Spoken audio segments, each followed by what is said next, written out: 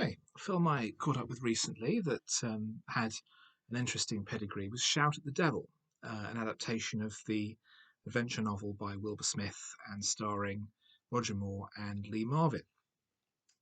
It's the story of two men who meet in southeastern Africa just before the First World War, and one is enlisted by the other to act as a front for his ivory poaching operation. And they come into conflict with the local representative of the German Empire, and then the whole situation becomes more complex when the Roger Moore character falls in love with Lee Marvin's daughter. They raise a family, and the First World War breaks out, intensifying the antagonism. Um, it's a film I saw it a few days ago, and I'm already struggling to pick parts of it out of my memory. It was fine. It's directed by Peter Hunt, who is quite notable for having been the original editor of the James Bond films, and then later directing on Her Majesty's Secret Service, which is now generally regarded as the best Bond film and is also my favourite.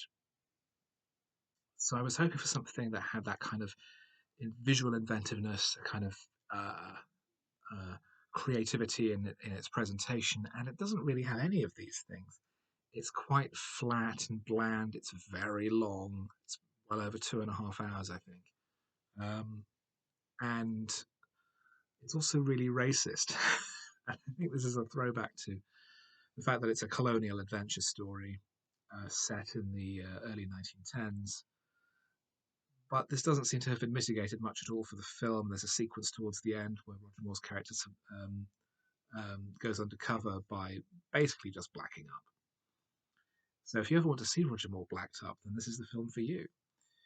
Um, but although it's generally an adequate adventure story, albeit one that's dated fairly badly, I couldn't really recommend it. It's a big time sink.